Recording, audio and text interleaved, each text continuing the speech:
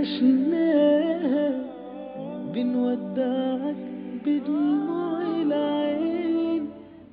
Welcome back once again ناظرین، آپ دیکھ رہے ہیں رمضان مہربان اور میں ہوں آپ کے ساتھ فاطمہ سیف. اس وقت جو میرے گیسٹ اسٹوڈیو میں موجود ہیں وہ ہیں طارق متین، بہت جانے پہچانے نیوز اینکر ہیں اور 2002 سے غالباً آپ نے سٹارٹ کی نیوز اینکرنگ. 28 جولائی 2002 وہ پہلا دن تھا جب. کیسا تھا پہلا دن آپ کا؟ وہ دھڑکن ٹک ٹک ٹھک ہو رہا تھا؟ چہرہ ہونک، آنکھیں پھٹی ہوئی، لہجے میں کپکپاہٹ. جب آواز آئی 1 4 5 اچھا 3 2 وہ پہلا جو تھا وہ ہوا یہ تھا کہ ریکارڈڈ تھا. اچھا. میں جب سیکنڈری کے ایگزام کے بعد کے دن تھے تو میں نے ان دنوں میں ریڈیو پاکستان کراچی سے خبریں پڑھنا شروع کر دی تھیں. بچوں کا میں ابھی بتا رہا تھا آپ کو، تو بچوں کا بھی میں نیوز اینکر رہا ہوں. میرے تمام آس پاس سینئر لوگ تھے اور میں ریڈیو پاکستان سے شام 7:30 بجے کی خبریں سیکنڈری کے دنوں میں وہ صدی میں پڑھا کرتا تھا. پھر اس کے بعد پوسٹ گریجویشن اسٹڈیز کے دن تھے، وہ درمیان میں. بچوں کی خبریں کون سی پڑھتے تھے آپ؟ بچوں کی خبریں نہیں، خبریں بچکانا ہی ہوتی ہیں ساری کی ساری. ہمارے بڑوں کی بھی حرکت نہیں، کیونکہ انتہائی بچکانا ہوتی ہیں جو خبریں ہم پڑھا کرتے ہیں. جی. مطلب اس ہاتھ سے دیا، اس ہاتھ سے پھر واپس لے لیا، پھر کہا، پھر مکر گئے اور پھر اس کے بعد پھر گئے، منحرف ہو گئے. وہ انتہائی بچکانا حرکتیں ہوتی ہیں تمام کی تمام بچوں والی. تو وہ بچوں کی ہی خبریں تھیں. میں سیکنڈری کے دنوں سے پڑھ رہا تھا. 28 جولائی 2002 پہلا بلیٹن تھا، بزنس کا سیگمنٹ تھا 9 بجے کے بلیٹن کا، جس چینل پہ میں کر رہا تھا. تو میں جا کے بیٹھا، مجھے میرے پروڈیوسر نے لا کے اسکرپٹ دیا میرے ہاتھ میں اور کہا یہ سامنے پرومپٹر پہ بھی ہوگا، یہ اپنے پاس رکھ لیجیے، اس کو گو تھرو کریں اور تھوڑی دیر میں ہم ریکارڈنگ شروع کریں سیگمنٹ کی. میں نے کہا ٹھیک ہے. اچھا وہ اسٹوڈیو میں کچھ اس طرح کا سیٹ اپ تھا. اب جب ہم لائیو نیوز کرتے ہیں تو وہ ایک بالکل ڈفرینٹ انوائرمنٹ ہے، وہ ذرا مختلف تھا، ریکارڈڈ تھا. تو وہ سامنے ہی بیٹھے ہوئے تھے پروڈیوسر ایک چیئر پہ ڈال کے، اور پروفیشنل مانیٹر جو ریکارڈنگ وغیرہ کے لیے یوز ہوتا ہے وہ ٹائم کوڈ وغیرہ ڈی وی کا لکھنا سب کچھ، اور اس کو وہ لکھتے ہوئے نوٹ ڈاؤن کرتے ہوئے بیٹھ گئے. اور انہوں نے مجھے کہا کیوں. میں نے بلیٹن ڈلیور کرنا شروع کیا. پرومپٹر تھا، میں پڑھتا گیا اور اس کے بعد وہ اختتام کو پہنچا. کلوزنگ بھی لکھی ہوئی تھی. تو اب تو ہم مطلب کچھ اگر بگڑ گئے تو جو منہ میں آیا بول دیا، اور وہ اپنی طرف سے چیزیں چینج بھی ہوتی ہیں، فل بدی بھی ہو جاتی ہیں. تو کلوزنگ بھی لکھی تھی، میں نے کلوزنگ لکھی ہوئی ڈلیور کی وہاں تک. اس میں نے کیمرے کو دیکھا اور پیپر جو دیکھتے ہوئے آئے تھے ٹی وی پہ، ان پیپرز کو میں نے اٹھا کے وہ موک بلیٹن کی کلوزنگ کی، وہ ایکٹ کیا اور وہ بلیٹن ختم ہو گیا، بزنس بلیٹن. پروڈیوسر آیا، کہنے لگا کہ یار آپ رکے نہیں، آپ نے بریک نہیں دیا. میں نے کہا اس میں بریک لکھا ہوا نہیں تھا. کہنے نہیں مطلب آپ درمیان میں رکے نہیں. میں نے کہا اس میں لکھا ہوا ہی نہیں تھا کہ درمیان میں کہیں رکنا ہے. کہنے کہ ہم ریکارڈڈ کرتے ہیں پورا بلیٹن، تو ہمارے سبھی اینکرز 2 سے 3 بار رک جایا کرتے ہیں، اور وہ فمبلز یا جو بھی تھا سلسلہ، تو کہنے کہ وہ ہوا نہیں. میں نے کہا میں ریڈیو پہ لائیو کرتا ہوں، میں ریکارڈڈ نہیں کرتا. تو میں نے کہا میں اس لیے کر گیا. تو کہنے کہ اچھا. لیکن جب میں نے وہ گھر پہ بیٹھ کے دیکھا، جب میں نے گھر پہ نہیں بتایا تھا، وہ گھر پہ 9 بجے کا خبرنامہ اس چینل پہ لگا. ان دونوں میں 2 عدد چینلز تھے، پی ٹی وی کے علاوہ ایک ہی چینل موجود تھا. تو گھر پہ میں نے وہ خبرنامہ لگایا اور آواز بہت بلند کر دی ٹی وی کی.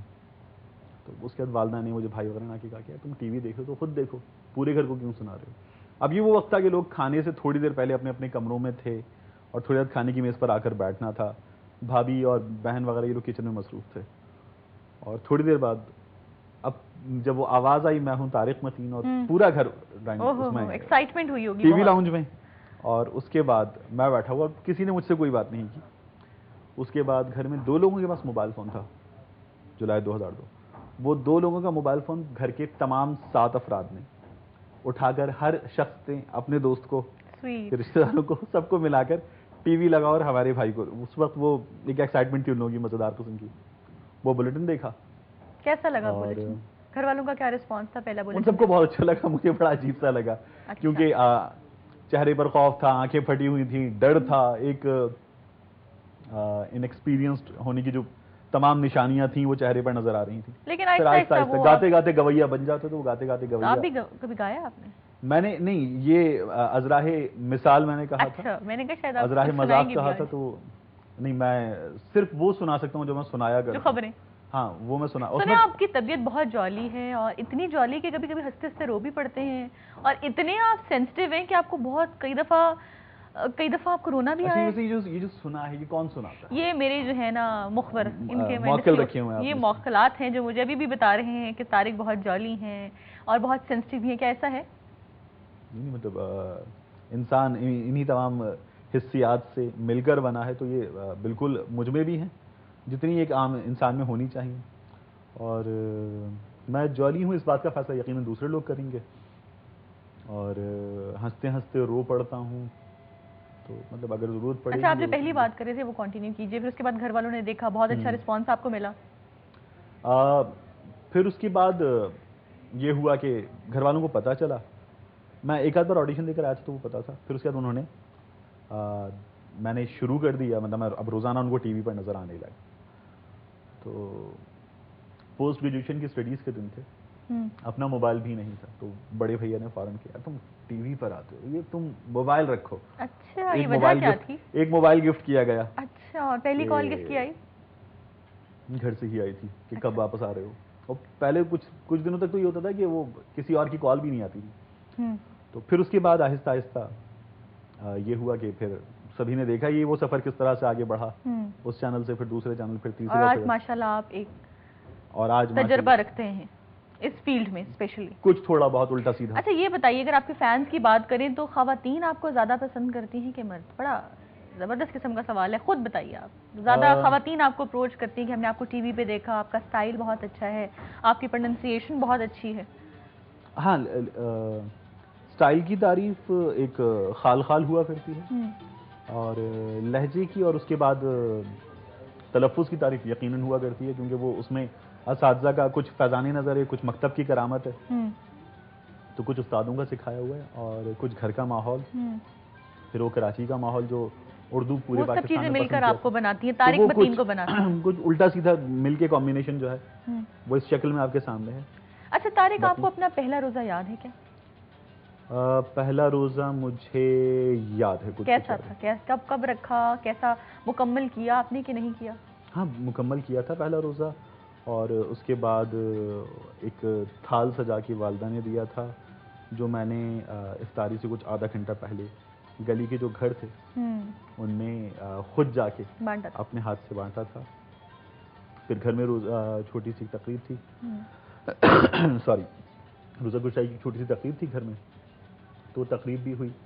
اور کوئی انعام بھی ملا ہوگا آپ کو پہلا روزہ رکھنے پہ؟ عموماً ایسے ہوتا ہے کہ جو فرسٹ آپ کا روزہ ہوگا. اچھا یہ بتائیے کہ گھر میں ہر انسان کا ایسا کوئی شخص ضرور ہوتا ہے جس کو وہ فالو کرتا ہے. آپ کی لائف میں, آپ کے گھر میں آپ کے پیرنٹس یا کوئی اور ہو جس کو آپ نے فالو کیا ہو, آپ آئیڈیلائز کرتے ہوں؟ ہاں گھر میں جس کو میں نے فالو کیا ہو, پہلے تو میں اس گلے کے لیے اچانک کچھ ہوا ہے, دوبارہ معذرت. اور گھر میں میرے بڑے بھائی ہیں افتخار متین, بہت ساری چیزوں میں ان کو میں نے فالو کیا ہے. ان کے ساتھ ساتھ